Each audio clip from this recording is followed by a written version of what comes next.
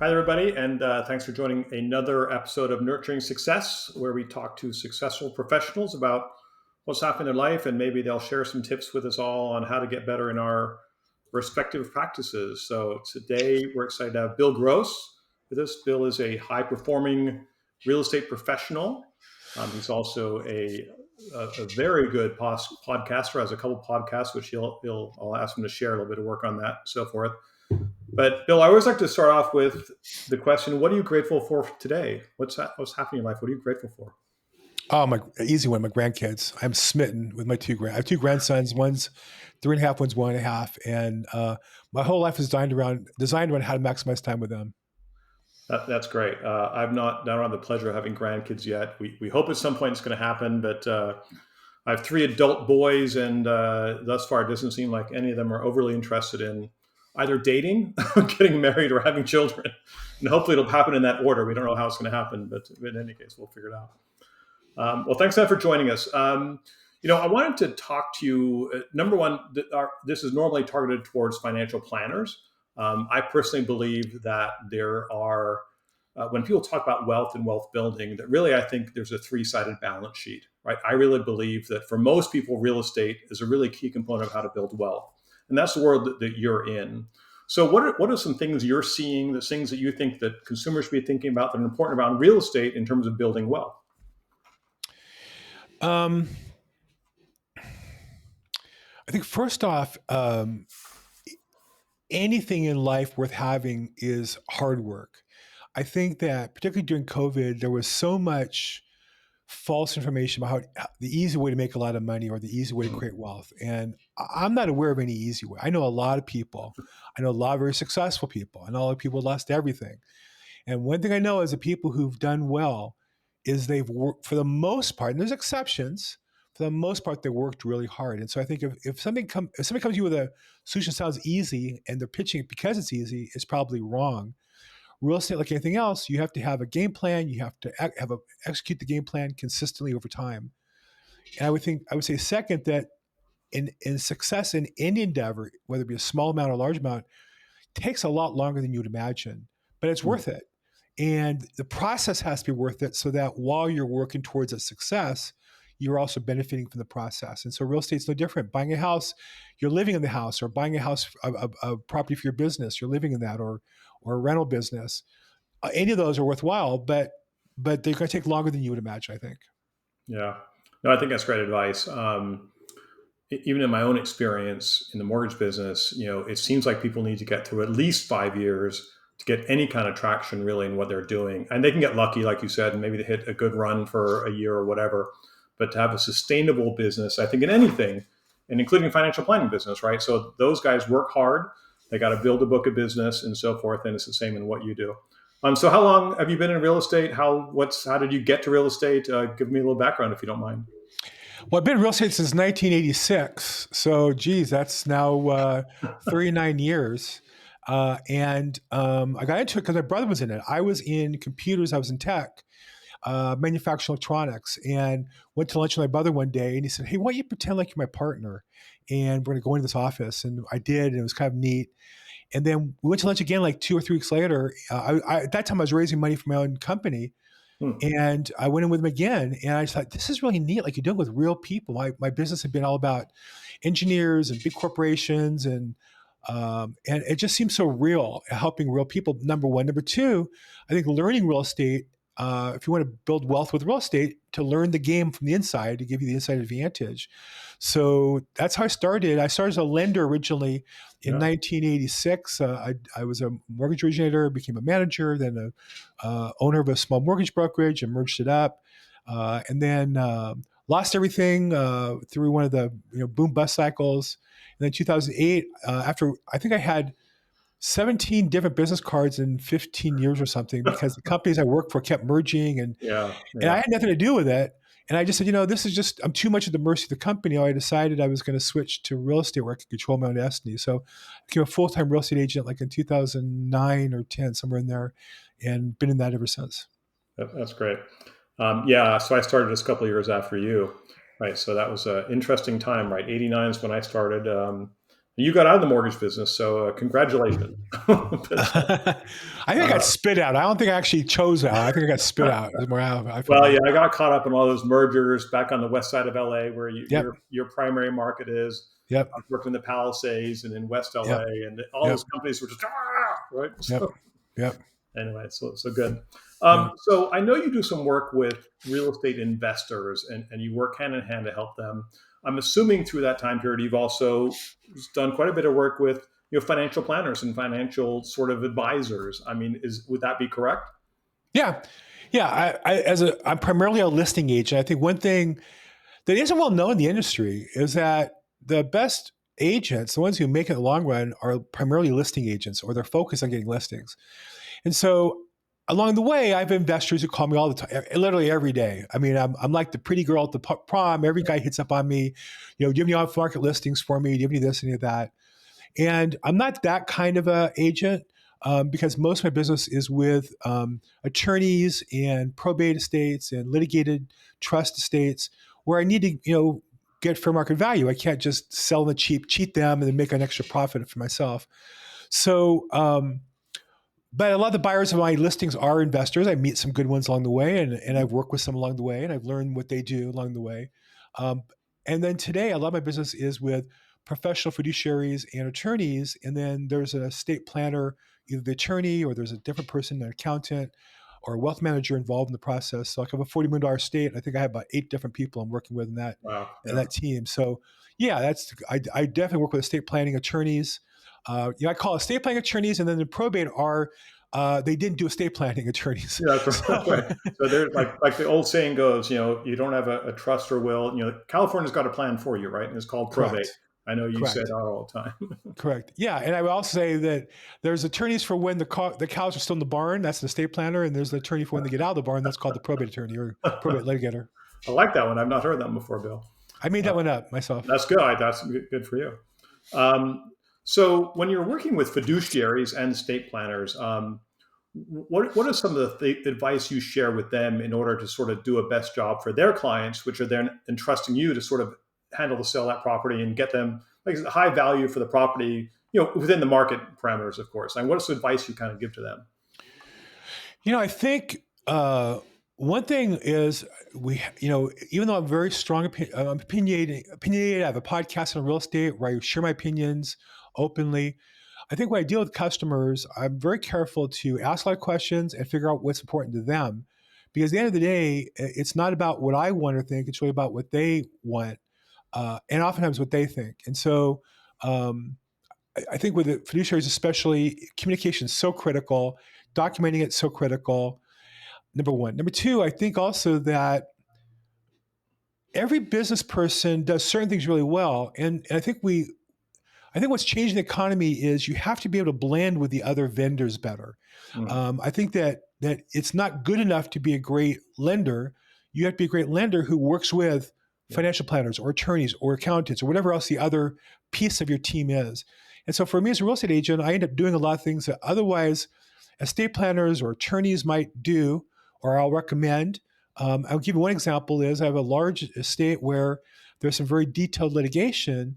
And while I don't give legal advice, I do give business advice to the client. I say, listen, I can write the email to the customer for you. I'll copy myself on it because I know how to ask the question to the attorney, and I formulate the question of what we need to get answered in a way that maybe normally an attorney would do that, but they just don't have the customer communication skills to be thinking ahead like that. And so I try to step into that space and do some of their work for them. And I think people say, well, I don't want to do somebody else's job for them. No, I want to solve my customers' problems. They have to get solved. And so either I'll solve them or I'll find somebody to solve them for them. Yeah, I think that's surprisingly enough somewhat of a unique perspective, right? So there are very good realtors that are good at, leading a team, taking a lot of lists and so forth, and also trying to figure out how to get stuff done, right? It doesn't, I'm guessing it doesn't really matter to you who gets it done. It just needs to get done. And if it involves you having to take the driver's, wheel and get that thing done, you're going to do it, right? And that is, I got to say, somewhat unique in your industry, just from my perspective. I find that people are successful in any endeavor they're going to get the job done for the customer and figure out who does what and who pays for what later. Yeah. And I think that, for an example, like cleaning out the house, that would normally be the administrator's job. The administrator doesn't really know what to do. And they lean kind of on or the fiduciary, they kind of lean on the attorney. Well, the attorney just wants to do the law. They don't really want to give them the business advice necessarily. The good ones do, the great ones do. Sure. So I'll step in and say, listen, I can help you with that. Here's my, I saw the property and here's my recommendation. We, secure the valuables, then we do an estate sale for the modern stuff, and then we do a trash out for the rest, or donation and trash out. And so, I'll step in and make those offers. I'm not going to pick up any of it. I'm not going to touch any of the material, Sure. but I have vendors who do all that for us. I have that Rolodex ready to go. And I'll hire a TaskRabbit to show up there. I'll hire a colleague. I'll pay by the hour for somebody to show up and oversee the process. I think the deal, it has to get done. It has to get done correctly. Yeah, no, you're absolutely right. So you mentioned in there that you have a couple of different podcasts, and you are, I think quite outspoken, and you give your opinions, which I think Yeah. is valuable. I'm going to see if this works. I'm going to quickly share just a quick. There we go. So here's Bill's podcast. So tell us quickly about a couple of your podcasts and your passion around them, because I know you got one going for a while and you're sort of Sure. on the front end of a different one. Well, just to give you from a business point of view, I looked at my business when I was planning for this year, last year, the end of last year, and I realized that half my business came from my podcast, Probate Weekly. I built the largest probate real estate podcast in America, and half my business was networking and in terms of business generation. Now, obviously, we all get past client referrals and that stuff, but not counting that, where'd the new business come from? From going to network, real estate events, attorney events, legal events, real estate events. And I just decided I don't want to do that anymore. I have 2 young grandkids. I want to be home more. Physically, I want to make sure I get my exercise in every day. Often when you travel or drive, you end up not exercising because it's hard to fit in. I wanted a set schedule. And I realized if I did more podcasting, if I could double my podcasting, then I could, replace that business without doing the same work. So I launched 3 podcasts with the goal that together they should replace the one that I had last year. So I launched the Reverse Mortgage podcast. Mm-hmm. I launched the estate planning podcast. And the third one, Executorium, is related to a tool that I think everybody should be involved with, which is called the executorium.com. And so I launched those 3 podcasts. We started recording and all that like in January and early February, and the first few episodes of each are out. When I say launch we're kind of a pre-launch where the first 12 episodes come out on video and YouTube only, and then we'll add it to the audio formats and all that in another couple weeks. So they're doing great. The Reverse Mortgage podcast has been fantastic. That's how I met you. Yep. It's been fantastic. The estate planning has been good. It's not as big an audience for that, but it's been a high quality audience. And then Executorium is a particular niche. But again, those are the real estate market update. I do that every Monday. Yeah. That's more generalist for real estate customers as well as for real estate agents. And I do kind of enjoy dancing on Redfin's grave and trying to take Zillow down a peg and then challenge real estate agents to be better agents. And I think one of my thesis there is the real estate news is so bad, and I take different news stories in real estate and then kind of tear them apart and show how they're just misleading or dishonest. Yeah, I subscribe to your newsletter. So you've done a great job in creating interest around your headlines, right? So real estate rip-off Donald Trump, the real estate market update, Redfin's recent implosion exposes corporate real estate flaws. So these are interesting topics, and so forth, which I think will gather some interest. But my question to it, is kind of around some of that context, because I think it's great. I mean, I really enjoy it. I think that you challenge people's beliefs in a certain way, and you provide them with data to back up kind of what you're talking about. Have you had? I'm assuming you've had some negative feedback from some of the stuff because you've challenged people that are pretty well known. Is that all right? I had one guy email me saying he knows somebody who is a executive is one of the companies I was making fun of, and that they took exception to what I had said about something. And I said, well, great, put up some data. I mean, I think one of the things about me is I'm 66 years old. I have 2 of the most cutest grandkids in the world, in the history of the world. I'm married. My wife still loves me, at least for today, at least as of an hour ago. Who knows? I have a daughter who loves me. I have a great son-in-law. I don't care what you think of me. I want to help you. I'll do the best I can. If you appreciate it, great. If you don't, fine. Just step aside. I'm busy helping people all day long, so I don't care. Now, Yeah. if I'm wrong, and look, I've made a mistake or two. People have emailed me and said, "Hey, you missed this or that's wrong," and I go back and look at it, and I try to be humble enough to be open. But I'll look at the data or look at the information, and I think that's the thing that I'm trying to get people to do more of it. It's shocking to me how in society as a whole, in American society, in 2025, people make decisions and get stuck on opinions they know nothing about, but they think they're right. I'll give you one example in real estate, a very common one. People will tell you how great staging is to increase the value of the sale Mm. property. It's utter nonsense. There is no data in the world that supports it. None. Now, there's a survey that NER put out one time, but when you read the survey, it says realtors think that it improved the sale of the property. Okay, let's assume that they're right. What do they call staging? Cleanup, getting rid of trash. Well, in my book, that's not really staging. That's just preparing the listing. So again, I think that I'm open to the dialogue and I'm open to talking to anybody. And if someone wants to challenge me to a debate on the topic, Redfin, you want to challenge me? Tell me you're a good company, that you're worthy of being an American corporation, or Zillow. Fine, I'm not going to Compass. You want to tell me how wonderful you are? Fine, feel free. Let's get together. But data talks and everything else walks, as far as I'm Yeah. concerned. No, I really admire how you've taken, a topical headline that you might see in, mainstream media, and with a claim of some sort, whatever it's saying, right? And then Yeah. you just take the data underneath it and say, look, here's what they're really saying, or here's what it really is. So for anyone that's not reading Bill stuff, I think it's real world stuff, and it's fantastic. I love the media you're using from Axios. It's good stuff. So thank you for sharing it with the world. Thank you. My pleasure. Of course. Of course, now I got to rethink my staging fee I spent on the last house we sold. So now you blew my entire vision about the value of staging. And I don't know. You're right. I don't know. So here's a question. And again, this is more of a broader question. I'll ask you a specific one, Yeah, but think of this in the context of the industry. Why is it that you thought that helped? And the answer is every single article you ever saw on staging, other than me, told you how valuable it was. Well, why is that? Because staging companies advertise. of course. But there's no such thing as an anti-staging company who's going to advertise that is not good. So when NBC, CBS, Axios, Yahoo Finance get money from ad companies, they're going to run an article about how great staging is. They're never going to tell you, this company that advertises with us, it's really a waste of money. You shouldn't do it. They'll never do that. So that's true about everything in finance. That's true about mortgages, reverse mortgage, your credit scores. There's such nonsense that consumers get taught about, shopping around for credit cards. How about this? If you can't afford to pay it off in a month, don't buy it. How's that for advice? Don't get the credit card, right? Credit Yeah, cards are not an antidote for not making enough money, right? That's not exactly. Instead of shop around for a better car loan, how about not buy a new car? How about make your car last longer? If you want to buy a house, again, if you're trying to get in your first house, you got to tighten things up. How about that? Rather than shop around and get 0.5% off on your car loan to buy a new house makes no sense at all. Yeah, no, I hear you, Bill. I appreciate your passion. That's great.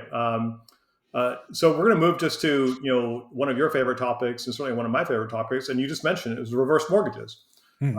You and I have chatted about them on your podcast, but I'm always interested to have you share your viewpoint on the reverse, where it fits, where it doesn't fit, and because I think it's woefully the real estate community as a whole, I think, is woefully misunderstands the product, just like many consumers misunderstand it. So I'm on a mission to teach realtors how to understand it so they can help their clients in a different way. So anyway, floor is yours. What's pathetic is you were one of the first episodes of my podcast on reverse mortgages that I recorded. And I think you're the one, if I remember right, that reminded me that I could get a reverse mortgage. I've been fantasizing about moving to Florida, which is where I was married. Yep. Now we're not going anywhere. My grandkids live 5 blocks from here, so we're not going anywhere. But I like to fantasize on moving to Boca Raton, Florida, or to North Miami Beach, Florida. I go all the time on the Zillow, I look at houses there, I run out the numbers. I have this much cash. Maybe I could buy the house.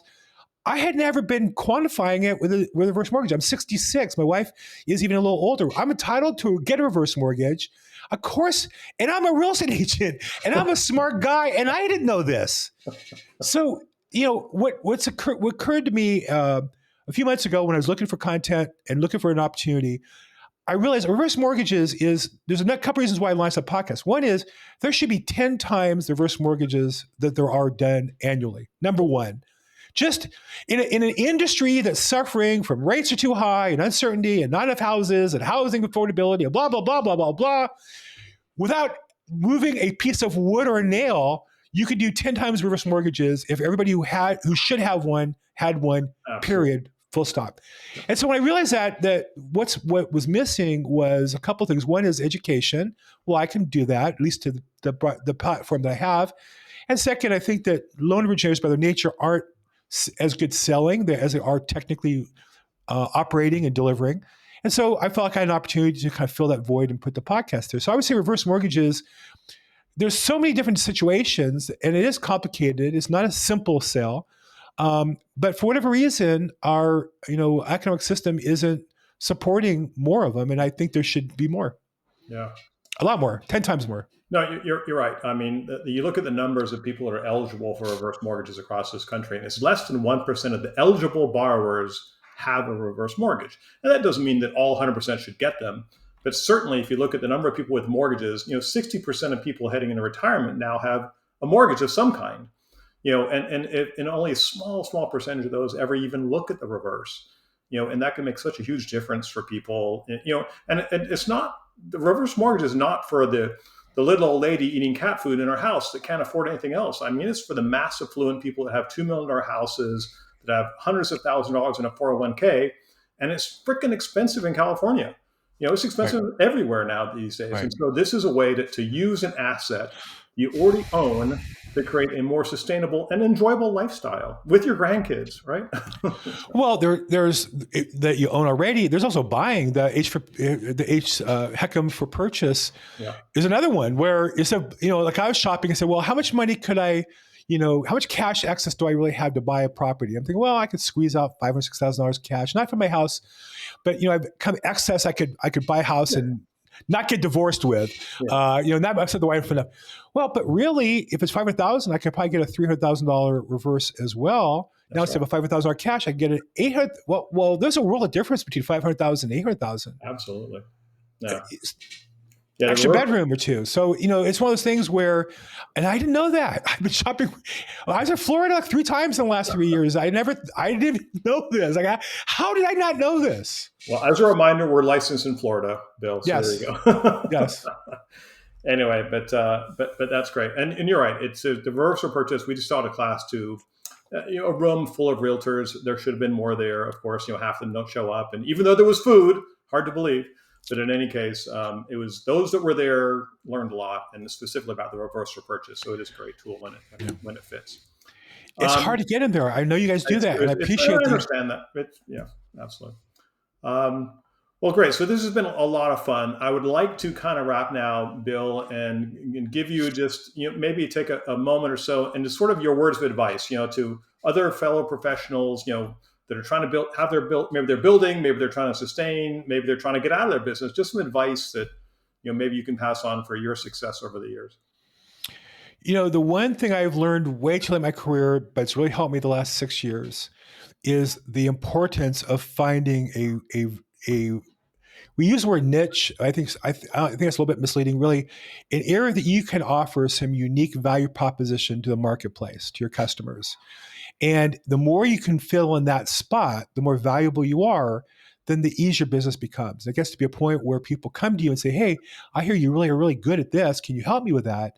They're not going to go somewhere else and price shop. If you think about it like the world's best restaurant, whatever that means to you, you're not going to go there and say, hey, can you knock off 50 cents off a cup of coffee? And you're not going to not go there. You're going to go there when you can because you appreciate what they offer. And as a real estate agent, I can tell you, I launched into probate real estate 6 years ago. I've really focused in on the legal side of it and the very technical part of that. And as a result of that, I have people call me who need to list the house, attorneys, fiduciaries. It's just turned the whole business around. And with originators, the mistake is I think you try to be, in other businesses, you try to be too broad, attorneys as well, too broad in your business and say, well, I don't want to miss that deal. But what I found was by focusing my specialty, people would call me and say, hey, I know you're a probate specialist, but can you sell this house? Well, I can. And sometimes I do, and sometimes I don't want to because the regular marketplace can be difficult to work in versus when people come to me as the expert. So I would say the most important thing in business is get very clear on where your value proposition is and try to play in that area as much and as hard as you can. Yeah, I think it's great advice. My coach, my business coach, talks to me about the 100-foot well, right? So are you digging a 100-foot well to go get the water that'll come out forever? Or are you digging 4-foot wells, 25 of them all over the place, right? Same amount of effort, Right. but very different result. And I do think I agree with it. A lot of people do that. And I'm guilty of doing that at times as well. So Right. that's great advice. I'm going to quickly share we'll put all the contact information for Bill and his newsletter, in the show notes and so forth. Here's his website. So all some great stuff there. And again, there's his different podcasts on YouTube. And you'll see his thousands of subscribers, 6.27 subscribers. So that's fantastic. Great job, Bill. Thanks. So thanks very much for your time, and have a wonderful day. My pleasure. Thanks so much. Always a pleasure. You're welcome. Bye now.